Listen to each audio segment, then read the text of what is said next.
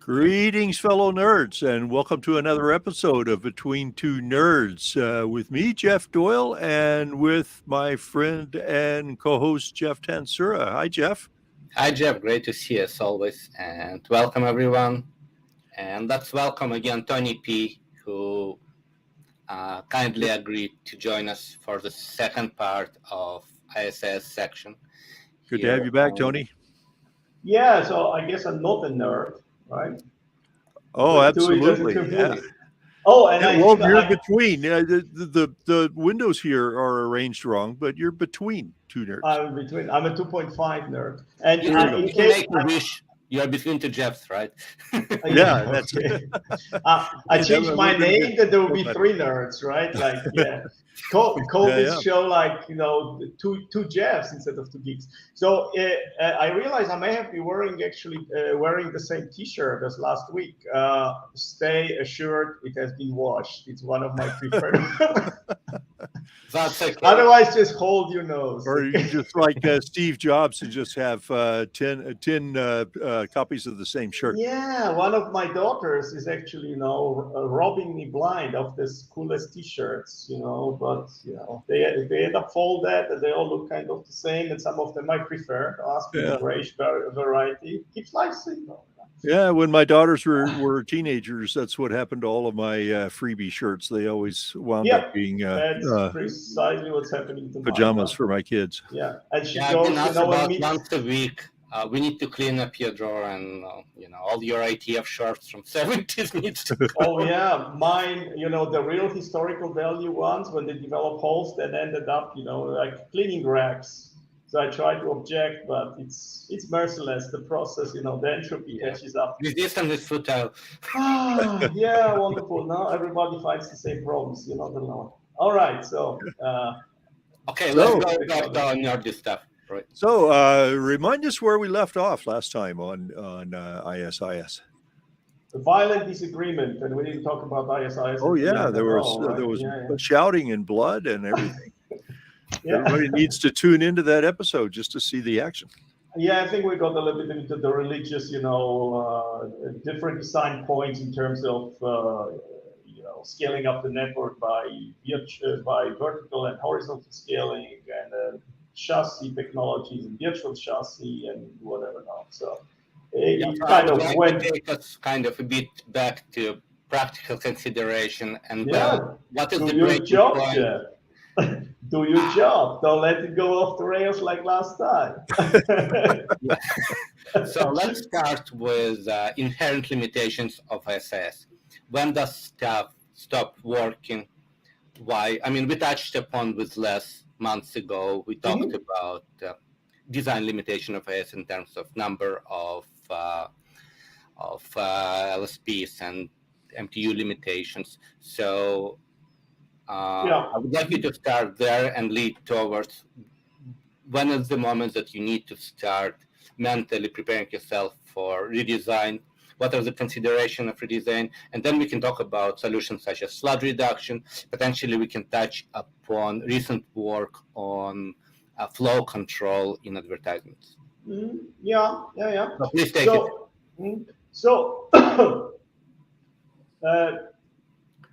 So the one envelope is that Les talked about is kind of hard, right? So that's the MTU stuff and how many fragments you have. And you can get around that stuff.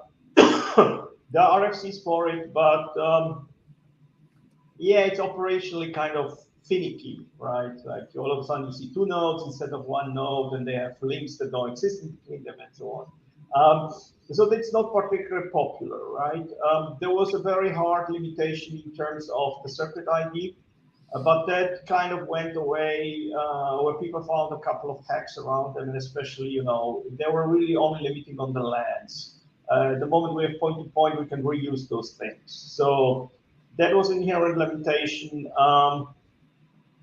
And then you basically start to run into, how much information can you disseminate and how quickly can you compute things. And this is an envelope which is shifting all the time, right? I mean, we started with probably 300 megahertz processors somewhere in the, start 90s, late 80s when I was working on the stuff. We want a couple gig, right? But of course, we stuff much more stuff onto the box, right? That you share in a router. A lot of protocols, depends what protocol you deploy. If you have, some big honking BGP on the same box, ISIS, gets, less stuff. And yes, multiprocessing helps, but don't forget, for the last 25, 30 years, we were optimizing all those protocols for single core execution, right? So the protocol architecture is already, inherently geared very often in the old protocols. Just look at BGP1 TCP pipe, try to stick everything through, right? So the processor speed helps with, especially with SPF. On the flooding side, we have some constant that you can, bump up, but it also depends how many links you have, because don't forget, at a certain point in time, you become a replicator, right? If you have 3 links coming out the box, it's a different problem than you have 200 links coming out the box, right? Or taking in 200 and trying to push out 200 calls. The other limitation, of course, bugs, right? Yeah. So software complexity, which is kind of a weird envelope, right? You cannot just put the kitchen sink into this thing because it becomes more fragile. And there is utility to it. So we stick more and more into that. Look at segment routing, certain things went in. But there is a curve there, which is hard to describe unless you lift it. But operationally speaking, there is a limit to how many boxes can you deploy with how many links, and then how much interesting stuff you run, right? I mean, because USPF times can go exponentially up if you start to play with stuff like RLFA, right? If you start to compute, traffic engineering paths and so on, this thing can go. None of the stuff is linear, right? So it's not that easy. Here's an Excel spreadsheet, plug in 5 numbers, and I tell you where you are, right? But in widest terms, we can take now an IGP from used to be hundreds of nodes to literally high numbers of thousands of nodes, 10K, 20K. And then pretty much flooding will start to catch up with you, right? And if your network is sparse, the diameter gets long, right? So the delay starts, you understand, right? The denser the connection of the network, the faster basically the propagation, because the diameter is smaller, less tendency, but you replicate much more flooding. The sparser your network, the longer the paths will become, right, to get flooding. So your kind of convergence delay goes up. So this is kind of this, little toss-up. And in data centers or whatever the fabrics, of course, the very dense meshing starts to really kill you, because Dijkstra that we're using is actually the wrong algorithm in terms of computation for very dense meshes. It has been chosen because we had such sparse meshes, right? So we were more concerned the nodes than the links. Now today, with the number of links actually far outweighing the number of nodes, actually it's the wrong protocol. We should be using, some variation of Belknap 4, Crustal or something like that. But this train, passed, right? So you could write a different implementation if you wanted. I never gave it a lot of thought. And operationally speaking, it is not really the SPF, like the simple SPF that you bounce into. This implementation is doing even a very, very large network within a couple of 10 milliseconds. So let's take a look at progress in hardware over the last 7 years. And that's interesting tendency. So finally, about 15, 16, we started to use decent hardware routers rather than underpowered. Reasonably, right? Finally, we see multi-core processes. The amount of memory went, at least on core routers, to 1632 gigs, right? So at least we have enough memory to hold all the stuff. However, we don't see ISS improvements that are in line with Moore's law, right? So at some point, the results or improvements become pretty much non-existent, even though hardware is faster. So it's not as straightforward as putting more hardware and CPU clocks on this? Well, no, by far not. And don't forget that the problem with those networks is that the slowest guy basically determines how good is the network, right? And the bigger the network is, I mean, and then there is weird effects like homologation. I mean, it's not the first time I'm fighting with, look, here's a brand new routing engine. It's twice as fast. And people look at me and go, I don't want it. I go, why don't you want it? We'll give it for free. And they go, because I have to homologate the sucker. And I have to deploy it in, 5,000 nodes. I don't want it for free, right? Like, make it work on whatever I have, right? So the bigger the network, the more also the problem becomes, you can't just forklift the REs, right? So you end up, you still end up with hardware that runs that is 15 years old, right? And this is, limiting the design, right? In terms of clock speeds and memory. Now, why you don't see such a dramatic, like everything became infinitely fast, right? First, because the flooding, the propagation delay didn't change, right? And people stuff more and more stuff into IGP, and you have basically, in terms of flooding, you still have the same pipe. I don't care whether you have a 400 gig link, or we have these 30 millis, or like 50 fragments go out per second. That's it. And if you stick twice as much stuff, then everything takes twice as long. They don't care whether it's 100 gig or 400 gig link, right? Per spec, and that's where the discussion becomes interesting. And on the CPU side, well, I mean, look at your laptop, right? I mean, how many cores you have? How much memory you have? Stuff is slower than DOS 3.1. If I did a DIR on the DOS 3.1, it happened instantaneously. It was 300 megahertz. Today, I pull out a terminal, it takes like 2 seconds, and then the thing tells me, oh, wait, I have to update, right? So the software was always outrunning hardware, right? So it's like, I think it would be a good moment to kind of separate different parts of ISS processing, from flooding to actually reliability of flooding to pacing of flooding, and try to identify what slows down, or let me phrase the difference, that comes in a way of better performing ISS. Right. So, I mean, are we talking about flooding or we abstract flooding?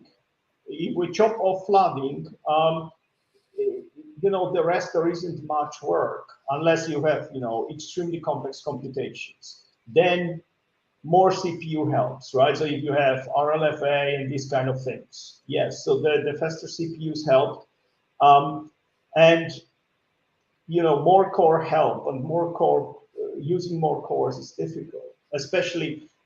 I mean, don't forget, right? You have this code that has been deployed for 15 years, and it's stable. It's holding up the world. I mean, if IGP melts down, BGP melting down is bad, but IGP is a dimension worse. You really have people on the phone on the weekend, right? At midnight, live that, right? I mean, normal procedure. So you have these 15 years old codes, right? And it runs stable and has been shaken out. And you tell people, oh, by the way, I paralyze it, will go twice as fast, right? And once a month, it will just explode, killing all the participants. But then, it will be good, it will be fun, right? And, the risk versus gain is very often not that appealing, right? Because it's you're fighting 50 million BGP routes on this router, and not going from 20 millisecond to 10 millisecond computation. The computation only becomes a discussion if you have a really complex protection computation, right? On large networks, yeah, it starts to fill, and of course any kind of constraint stuff on a large scale, right? So something like auto bandwidth on very large networks. Oh yeah, I mean, this stuff can start to really chew on the cycles, and this is partially parallel, running in parallel, and so on and so on. But those things, don't forget, are not linear, right? So if I give you twice the fastest thing in twice the cores, and your network grows in linear fashion, this computation go polynomial, right? So that's the software chewing it up faster than the hardware. Hardware is always kind of a linear progression, and the software, the complexity that we're sticking in, coupled with the size, is mostly non-linear in terms of computation. That's why it doesn't feel objectively that I give you the CPU and all of a sudden everything is much faster. On the same network with the same features, right? It is faster. but since people at the same time are basically running away with more feature and bigger networks, it objectively it's not getting faster. And like I said, the parallelization is it's not easy. It can be done, right? The computation, there's this subtle aspect, right? When you compute, right, people expect predictability. Now you go like, oh yeah, I make things real fast. The flooding updates the whole thing while I'm computing. So you look at the version of what you have in the router and you go, how could you come up with this computation?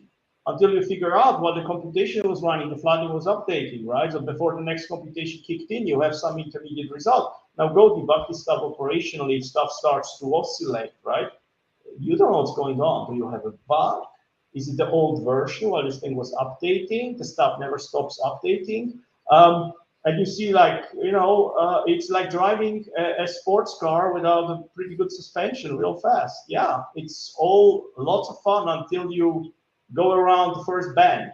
And then you realize, that you should have maybe gone slower. So it's not such a let's go faster, simple discussion, right?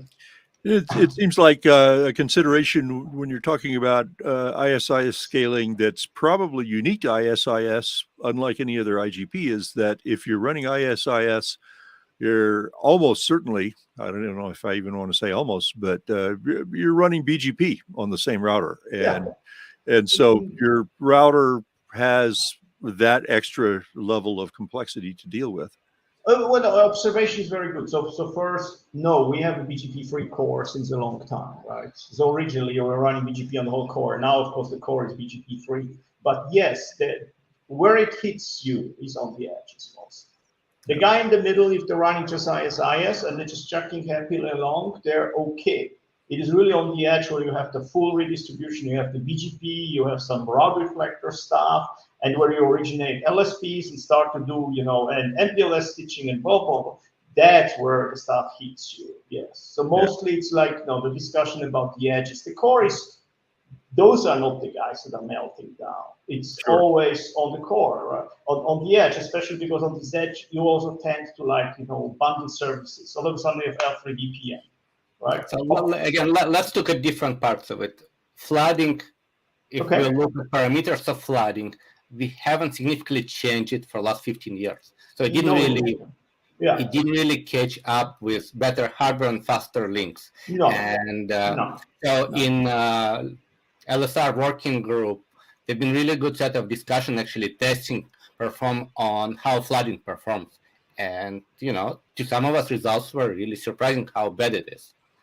No, well, for people who have been around this band, they were not, right? We knew that, but well, it was a mixture of wasn't bad enough, right?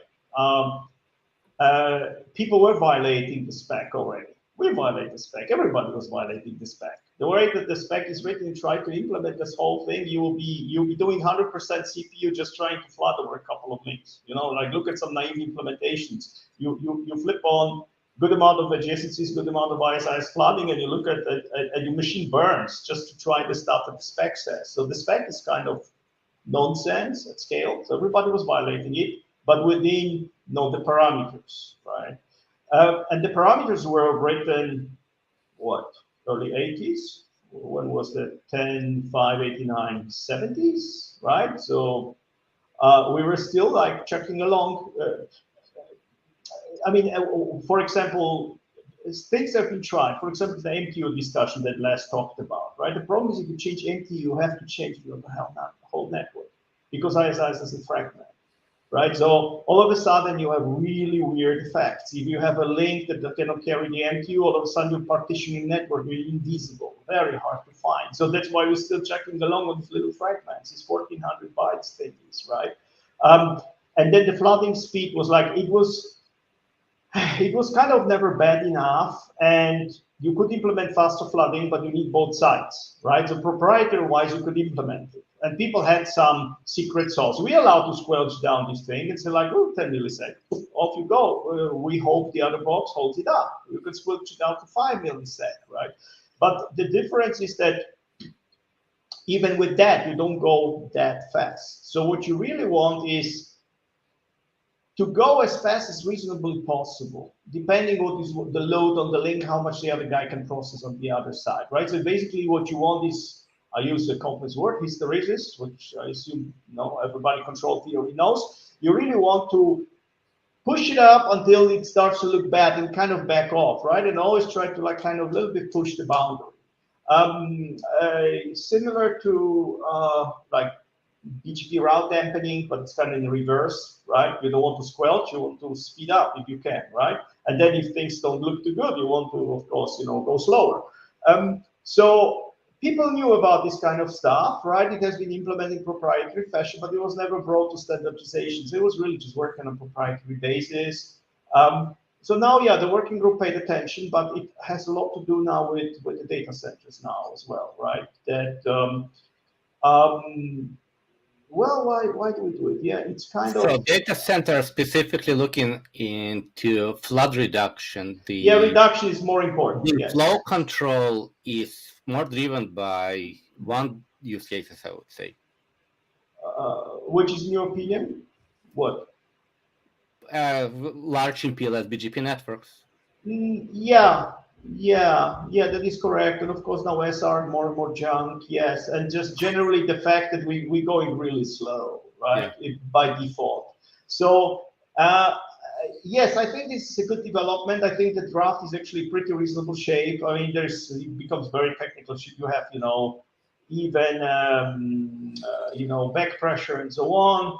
But stuff works reasonably well if you implement it in a halfway same fashion. It's actually quite, resilient, and it helps. Yeah, I mean, you can go massively faster. Yes, now especially because with the CPUs, right, and if you implement flooding in parallel fashion, I mean, you can crank out pretty decent amount of stuff out of the box, right? Which brings next question. There was a lot of activities. People got really excited, and really a lot of good testing, right? We saw exactly what's going on. Yeah. But then suddenly, kind of, it didn't go away completely, but the draft was published.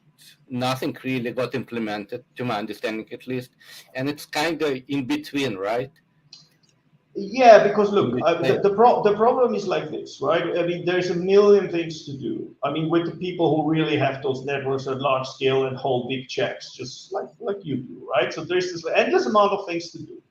And one of the problems with this flooding speed up is it needs very significant amount of testing, right? So like, well, it better be important. If there's a million other important things, it's like, well, we'll limp it along, right?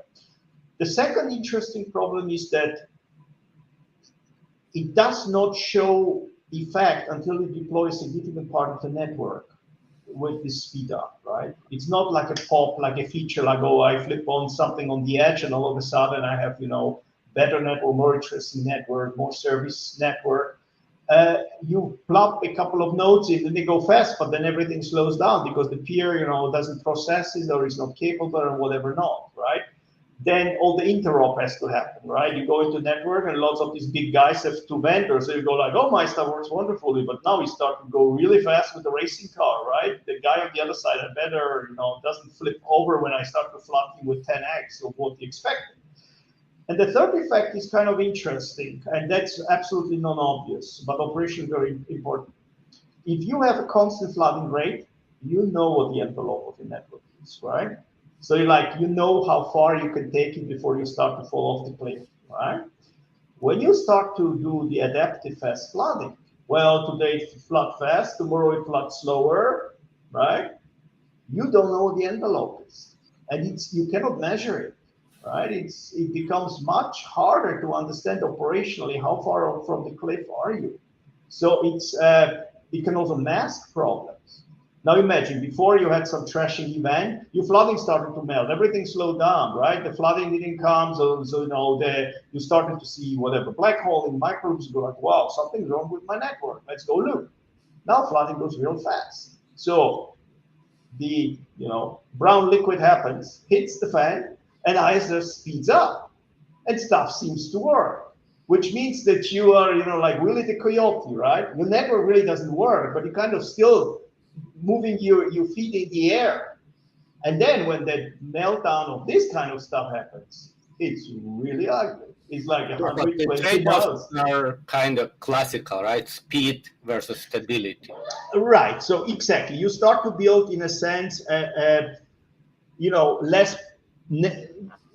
ISIS with constant flooding rate is neutrally stable in a sense, right? So you give it some entropy and the stuff goes at the same speed, right? And you know that's entropy bound, and from there on it stops.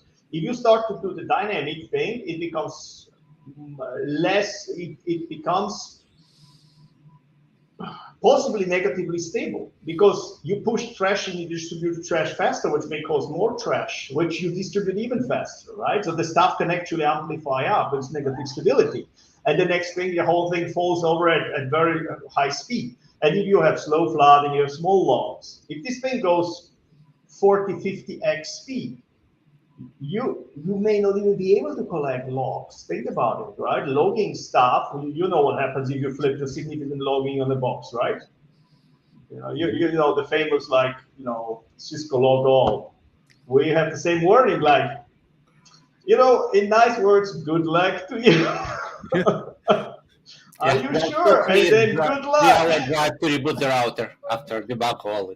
Right, yeah, so you did it often enough, right? So now imagine you are running a Fiat Pinto at 20 miles an hour, and you know perfectly how to debug it, open the hood, change, sparking plug. All of a sudden I give you a Ferrari and you push the accelerator and all kind of stuff happens you're not aware of, and you try to figure out what's going on. The instrumentation, I don't even hold up to that, right? So let's try to get a bit down to earth. Yeah. I mean, in large networks, we are at 400 gig today, moving to 1.6 tera in 26, right? I mean, current limits don't necessarily make a lot of sense. So, but trade-offs are still there when we want stability while we want to converge faster. Yeah, but also bandwidth is never the limiting factor. It's literally processing of the fragments. Just basically figuring out how many copies you have, whether it's the correct copy, whether to put it in the database, trigger all the stuff of it. So the problem is not to push the stuff fast enough on the link or pull it fast enough off the link. The problem is actually to process the stuff and figure out whom do you have to flood it, put it on the right queues, and process those queues. So it is always processing that is limiting you. It is not the bandwidth, unless we go talk some ridiculously slow links, right? But flooding at 10 megabits per second, man, that is heavy duty stuff. And now imagine you have like 16, 13 neighbors, right? And you try to push that. So even on modern processors implemented very well, you flood, maybe 200%, a reasonable number of links. Now imagine, right? Multiply 200 by 30. That's a lot of packets going out the box that you have, to internally process, put in the right queues, and know what you're dealing with while doing all the real work on top. The fan out is what kills you faster than actually the speed. But the speed also is limited largely by processing power. It's not limited by how much bandwidth you have on the link. The links have always way too much bandwidth for what you can productively use. So you see how also now the flood reduction starts to come in, because the flood reduction is actually limiting your fan out, which in a sense is far more important than your flooding speed. Because the flooding speed, I tell you, absolute flooding speed, pumping it up, that's a difficult thing, right? Especially because you have to tune it across the whole network. If you do dynamic, you don't know what you really get, and it may depend on the weather and the time of the day, right? And the weakest box may choke. So the reduction is far more predictable, right? Because I know that I'm limiting the fan out, right? I'm actually sparsifying my network, possibly to a very large degree, especially in data centers. That's why. So let's clarify the point. There's a number of ways to reduce complexity, right? One of them is to reduce amount of state, reduce amount of speed state is distributed, or abstract the state. So we talked about flood reduction, which is really to reduce amount of state we need to distribute. Hence, a number of copies of the same state. Yes. Yeah. Redundant, basically, state distribution. Yeah, we mean basically, unnecessary communication. Yeah. So if people are not familiar, it basically means that I have a graph which is very densely meshed. Mostly, I can use a much thinner graph along which the flooding goes, much less links, and still everybody gets all the information, which is the whole point, right? Yeah. Then interesting question, if you can significantly reduce the state or amount of state distributed, should you go faster or slower, right? In terms of flooding and this speed of distribution of information. Well, I mean, you should always go as fast as possible because you want the fastest possible convergence, right? If you're doing productive stuff, of course, if your network starts to become negatively stable and you have like an ongoing flapping link, right? But that you want to really dampen right at the source. You don't want to rely on some people farther up the road starting to figure out something went wrong, right? You want to really, if you have an entropy source, right, that amplifies or goes very high frequency, that you want to squelch. That's, for example, I mean, you will not reissue a fragment every 10 milliseconds, right? Normally speaking, right? So you already have a lot of suppression for this kind of local disturbances. But once the local disturbances are taken out of the picture, then you want to go as fast as possible, right? Because, I mean, the dirty secret of the routing protocols, IGPs, is that they're not even proven to work, right? We rely on epsilon consistency, which most people know as eventual consistency. We don't have theoretical limits on those bounds. There's not even a formal proof that any of the stuff really ultimately converges. We just convince ourselves it seems to work. I mean, it's a really dirty secret. So I'm working with some universities. They may have a talk at your routing working group. They basically try to put a proper distributed system methodology under the whole thing, so we can actually even observe what's happening really, right, in those IGPs. Yeah, the observability part has been really missing. So let's bring to that third dimension, and this is what we touched upon in the previous podcast. So flood reduction doesn't reduce amount of state. It reduces amount of copies that's flying around. Well, right? it reduces amount of ephemeral state, right? Because I mean, you're keeping all these queues to try to serve all these peers. If instead of flooding to 30 peers, I flood to 3, I have much smaller queues. I have much less copies. I have to process much less. So in a sense, the ephemeral state is much lower, right?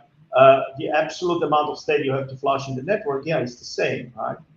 So the third dimension would be abstraction or segmentation, right? And this is, could be done as simple as multi-level setup, could be as interesting as flood reflection, and this is where I was kind of trying to guide you. This is work that you pretty much started and progressing. So if you could take kind of natural growth of a network and bring flood reflection into it, kind of, where do you see the intersection, and when do you need to start thinking about implementing something like that? If you can get away with introducing areas or levels, that's the simplest solution. But don't forget, layering and abstraction are two most powerful concepts if you build bigger things, right? As long as the layer are independent from each other. If they're really completely, interconnected, you may as well not bother with layering. Same is true. But if I may interrupt you for a second, I would like to bring kind of degree of complexity here, because most of large networks have used RCPT. RCPT brings particular constraints with regards to area and level setup due to scope of propagation. So introducing more than one flat area would inevitably require significant redesign. Because in more abstract terms, and that's also why there's PUA. I don't know, you listeners are familiar with the stuff. Now there's the discussion about punching hole into aggregates, right? Because abstraction is what I call controlled line, right? Yeah, I withhold the whole truth from you. That's why we scale, right? I mean, that's we don't perceive ourselves as 4 billion cells, not even as organs, right? If we would perceive ourselves as 4 billion cells walking around, we'll never take a step. It's impossible, the amount of complexity and processing. It's all abstracted, bound and bound, right? So it's abstracted to the point we have no idea what's inside. Something hurts sometimes and we mostly die, right? Until a few hundred years ago, we had absolutely no idea what was inside. All abstracted, like something's inside, works, right? I can speak, I can eat, life's good. Same thing happens with networking. You basically start to do controlled line, which in case something goes wrong in an area, you won't know, right? You want some kind of an optimal solution end-to-end, like, traffic engineering, whether it's RSPT, MPLS, whatever, ATM, it's always the same problems. You do stitching with local visibility, you may end up hitting the wrong border and finding the suboptimal solution, right? So that's why I said if you can get away with it, right? Even better, if you addressing it so you can actually build nice aggregates. All of a sudden, instead of sloshing a lot of prefixes, for example, interesting discussion about computation. The expensive step is not Dijkstra, the true computation. The really expensive step is to take the prefix and stitch it on and figure out the anycast and what changed. This is the really expensive step that you need a lot of tricky optimizations, right? So if you can reduce your number of prefixes, you will probably see your convergence improving much better than if you have a smaller graph, right? But if you can abstract levels, areas, that's the simplest solution, right? You just hide complexity by abstraction.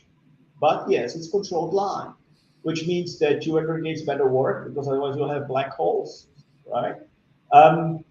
And you aggregate reasonably because otherwise you'll be sloshing an enormous amount of prefixes around. So you may not see that much benefit, right? Because it's not really the node link computation, unless it's super, super dense, that kills you. It's just the number of prefixes you're sloshing. And that's what you have to download into the hardware, right? You have to shape the chip.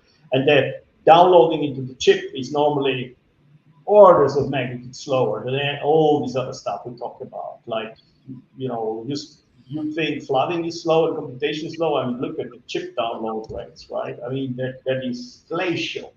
So the less prefixes, the better you'll be off, and the less changes on those prefixes. So that's why these mechanisms have been introduced, right, into all these IGP protocols, because they're, in a sense, the sanest way to deal with size by abstraction. And of course, level 1, level 2 is basically layering, right? And those are your mechanisms.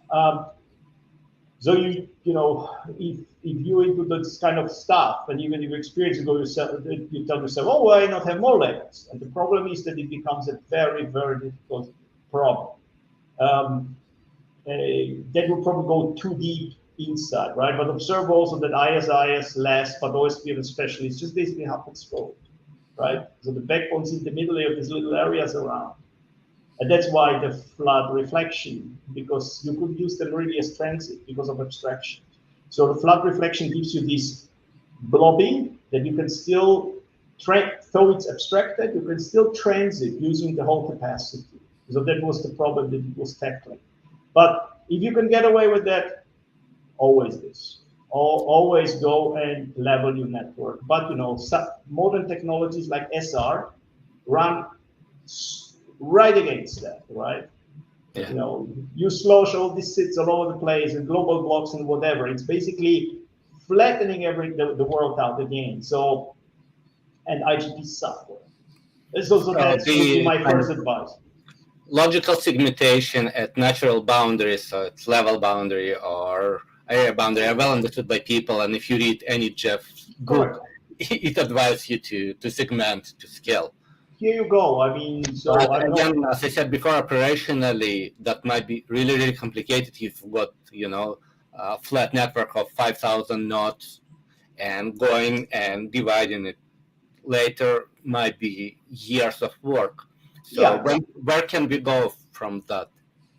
Well, so you say, okay, operationally too expensive to go to chop it up flat. I really love segment routing. I want my adjacencies sit everywhere because I have 70 rainbow colors, and I will do the most incredible computation, that will squeeze an elephant through, something the size of a, well, there's a lot of myths, in networking. If you flat, right, then you really end up on check what you're all sloshing in your IGP, right? And what do you have all switched on? And you can go into reduction, you can go, in, speed up. If you, like we talked, you can bump up the MTU, that will give you significantly less fragments, right, to flood. And like I said, I mean, the processing of the fragments, the expensive stuff. So if you can, instead of 1400, you can squeeze out 9K, ULI becomes significantly better, right? But those things, you have to touch the whole network, right? Don't forget that, right? So the areas you can kind of chop out one by one. Well, this thing you can also do one by one, but you will not see any improvement until you kind of roll in a large part of the network, right? So here you go. And like we talk about, you go faster and you start to run more complex stuff on flooding. Don't forget, I mean, the reduction is adding complexity to flooding. And why did BGP become, so much more popular than IGPs, beside the scaling property? It was just the ease of implementation. IGPs are easy to implement except the flooding, because the flooding is non-negotiable, zero, right? And it's significantly harder to debug than a lost prefix on the BGP side. Yeah. Right. If you lost prefix on the BGP side, you have a decent idea what state you're in. If flooding, you figure it out at the end that something's missing. Well, you can't log it. It's just too fast, right? So if you log it, you end up with run Bruno's Rift code, open source, which shows you the complete flooding with all the X and everything. For 2 peers, you kind of have an idea. For 3, your eyes start to cross. If you put 4 or 5, it becomes just all black, right? So the only way you can attack this thing is exactly what these university guys will be talking about. You really have to introduce proper terminology, methodology in terms of distributed systems work, like, has been done on databases and so on. And this is fairly heavy math. This is not easy. It's difficult tooling, and that hasn't been done before to figure this kind of stuff out, right? And BGP, comparatively speaking, is easy to write, right? A very simple BGP. And IGP, there's always this flooding. You either get it right or you don't get anything. So you want now to add, this flood reduction to flooding.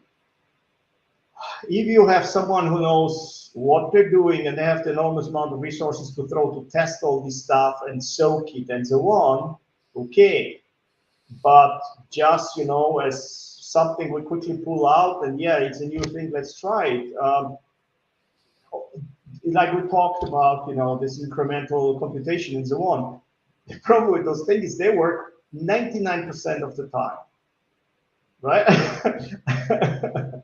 And the 1% will turn your life to hell, right? Because it will always break in the most unexpected way, and you'll never figure out when it broke and why it broke. And you clear it, everything works again for a week.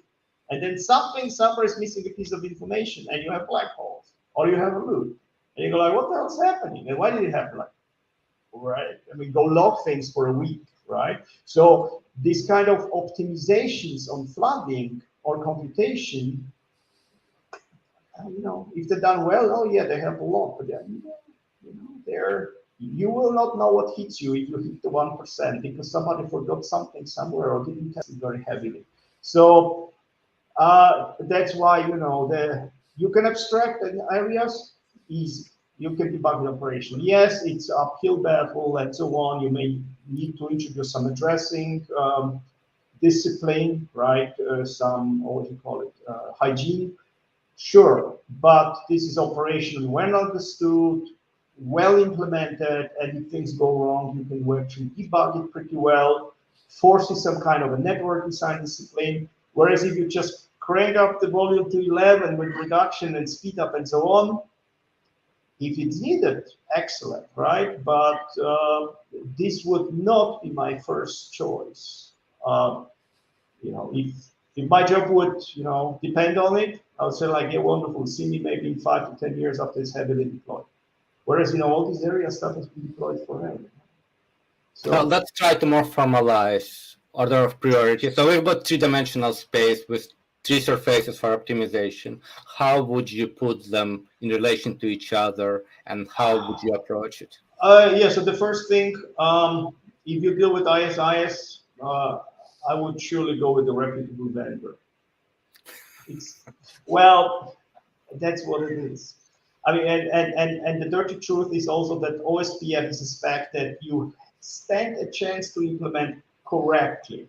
I don't say scalably, okay? If you haven't been through the curve, ISIS is so full of history, and it's, you know, and with ISIS, if you deploy a small network, you're not likely to deploy ISIS. So you're mostly being thrown into pretty large stuff, which means it leaks oil real fast.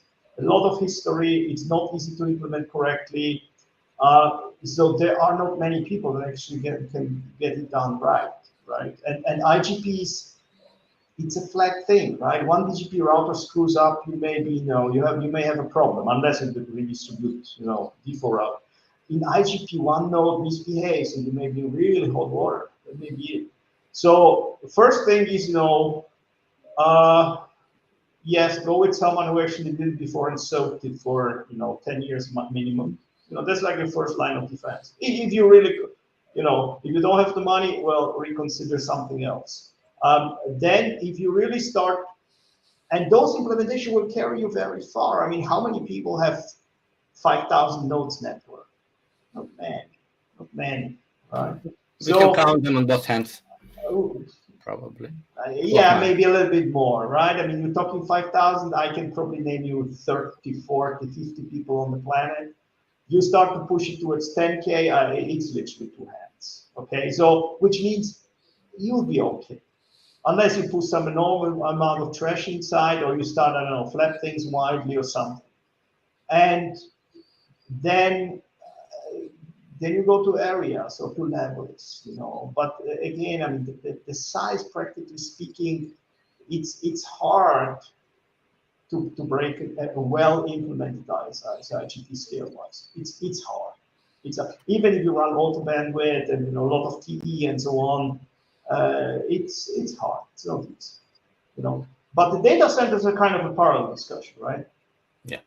There, it blows up much faster, right?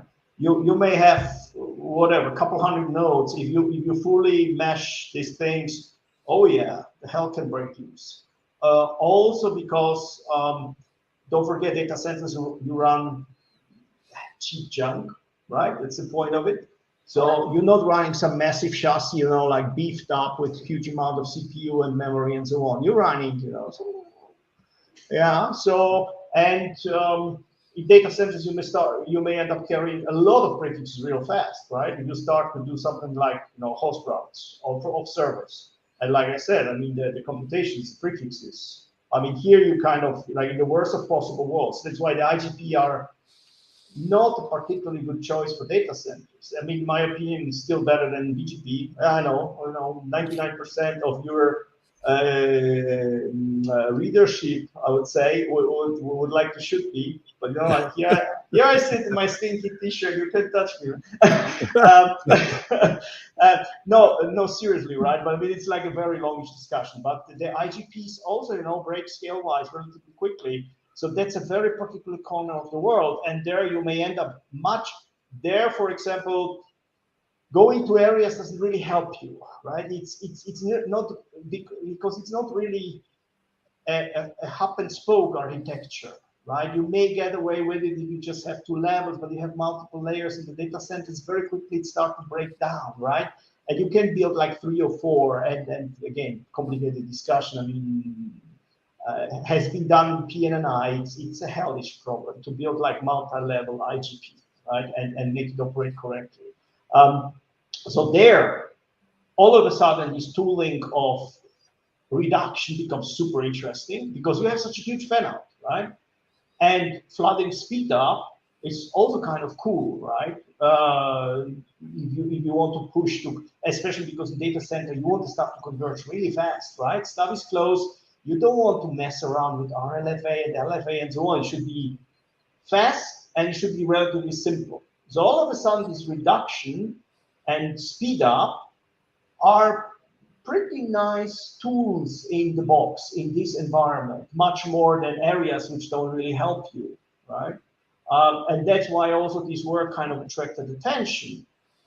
in IETF, right? Because there's a certain amount of people who are leaning towards using IGP data centers, and I mean, it's an open secret. Amazon's data centers fabric are running on OSPF almost all the time, right? And it works, used correctly, operationally, carefully, with some additions, right? Like I told you, but because those fabrics were single vendor and people didn't care whether it's proprietary or not, you will find this kind of IGP extensions there, like why should we standardize? Let's solve the problem, right? And the customer will be happy. So it depends a little bit which environment you are. The WAN is a very different thing from, you go and build, let's say, IP fabric using an IGP. But the flow control is somewhat orthogonal to reduction of state, right? Where do you see these two intersect and interact? You mean flow control in terms of the flooding speed up? Yeah. Well, I'm on the draft. Half of the authors will want to, kill me. But look, here I sit in my stinky T-shirt. You can't touch me.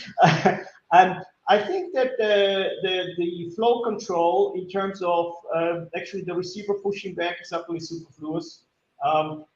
It makes on startup things slightly better. And yes, it allows you to ride the curve a little bit more precise potentially, but it necessitates protocol extensions. And it necessitates signaling over something that is really not built for it, because you can only signal over hellos. And the hellos only goes once a second. It's a slow channel. And you can lose this stuff, right? The signaling is kind of wishy.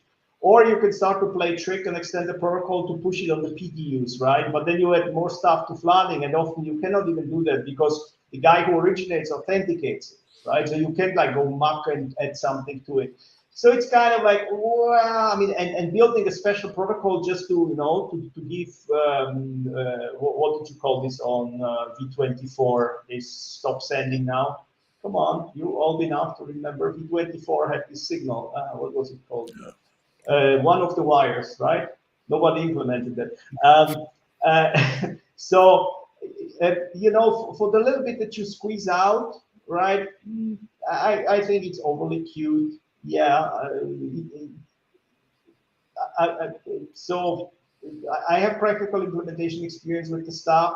You have on the sending side enough indication to back off and actually ride the curve well enough. And don't forget, it's beautiful, which means you can deploy it without the guy on the other side even having implemented any of that. He's a slow guy because you start losing. You see certain things building up and you go like, okay, yeah, back off. It's all right.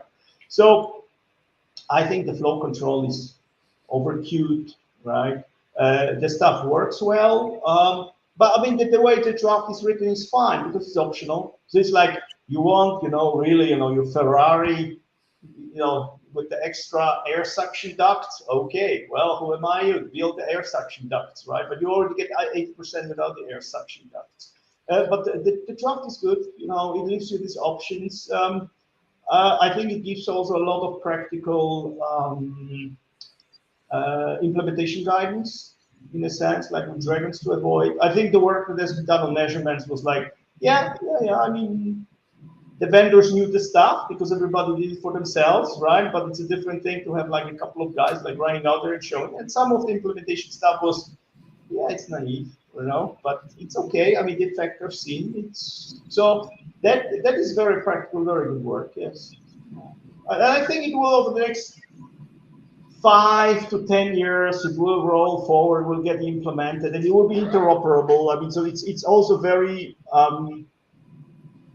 robust in terms of interoperability. Even if somebody screws up an implementation, things will go slower, or they will choke up here and there, but it will not break it, right? So the reduction is much more dangerous because you can partition the graph, and then stuff just never gets there, right? The flood speed is not that dangerous, and potentially in certain environments will be very useful. Cool, great. I think we are significantly over time. Yeah, that's an amazing discussion. Could go on for probably another couple of hours, and I would join every second of it. So, Tony, last word for this particular discussion. So, as we told you before, we are looking into organizing a panel on future of SS. Yeah, excellent. A couple of people from each vendor, and we are looking forward to your questions, requests. What would you like to ask your vendors? And I think maybe I would plan 6-8 weeks from now, we should be able to gather all the mostly people who are ready to talk on the show, our friends, and we can have very productive, very interesting discussion. Yeah, Yeah. I was going to say, so many people that follow the show know how to contact either myself or Jeff or both offline. And if you don't, by all means, add a question in the comments on the YouTube video, and we'll be sure to check that and add that to our collection of questions for the panel discussion. Just don't ask me to send you this T-shirt. I want. I have to make sure next show I'm wearing it as well. Tony, no, excellent. Thank you so much for your time joining us and this amazingly interesting discussion. Yeah, thank you, Tony. Always great. Thank you for hosting. Yeah, I tend to stay silent on these things because I go into learner mode and just enjoy hearing what you have to say. It's arcane art to an extent, but it's holding up the planet, just like BGP.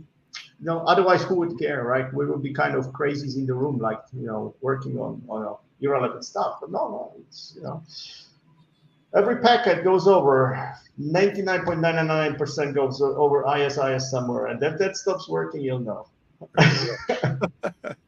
Okay, thank you, gentlemen. Thank you, Tony. Thank you, Jeff. And, thanks, everybody. Please join us again in 2 weeks. And in the meantime, please be sure to like us on Facebook and press that subscribe button on YouTube so that you can keep up with all of our videos. Thanks, and see you in 2 weeks. Thanks, everyone. Bye-bye.